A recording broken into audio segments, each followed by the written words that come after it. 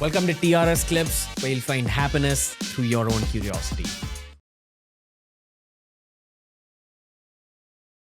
Now, I'm not talking about extreme mental health issues in this question, but what's the bare minimum situation in a human being's life for them to think that, okay, I need to go for some kind of therapy, either a psychologist or a psychiatrist? So let's put this in a spectrum, Ranveer. Try and understand this. ऐसे देखो, that start from a spectrum where you have everyday hassles, a bit here and there. Typically, you should be able to deal with it by yourselves. You should have been given enough skills. You've learned how to cope up with life. You have some strengths, some weaknesses, support system. Then you are struggling with some things. You talk to someone. It could be your best friend. It could be a colleague. It could be a family member. Move forward, you might start having some concerns. Now, the moment we talk about, let's say, a mental ailment, rather than looking at the diagnosis, you look at the functional impairment. Functional impairment. Functional impairment. How does your daily life get affected? Correct. So, for example, let's say you come and say that, I am feeling low today and I am feeling sad. Not just because you are feeling low today or sad today, that does not mean you have depression. Problem is that in the English language, low mood can be called as depression. So you may, as a matter of fact, be talking and saying, I was feeling low and depressed today.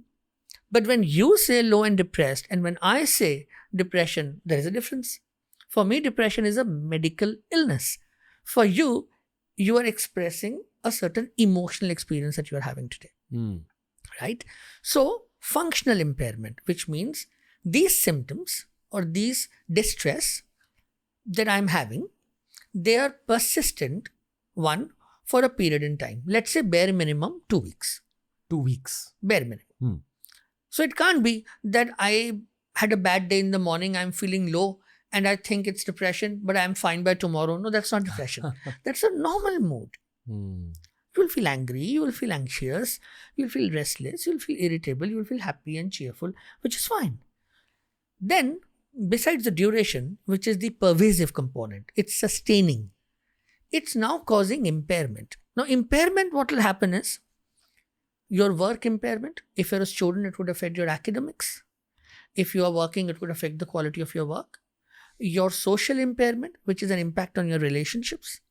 Yourself, as in psychological impairment, which is in terms of how you feel, how you think for your own self. So when any of this starts impairing functionality over, let's say, a 2-week period, then probably it could be an illness as well. My suggestion has always been, we need to strengthen the general physician, family physician route. There is no substitute for that in our country. You go and talk to your family physician. Your family physician is capable of telling you that, hey, nothing, lifestyle, thought process change, behavioral change, maybe a medical intervention, no go to a psychologist, no see a psychiatrist, any of that. And what that will do is, you'll again have layers that because you have less number of experts, people who need help will be given help at the earliest. Hey, if you enjoyed today's clip, make sure you check out all the other clips we've uploaded on this channel. You'll find a clip related to almost every single topic as long as you're willing to search for it.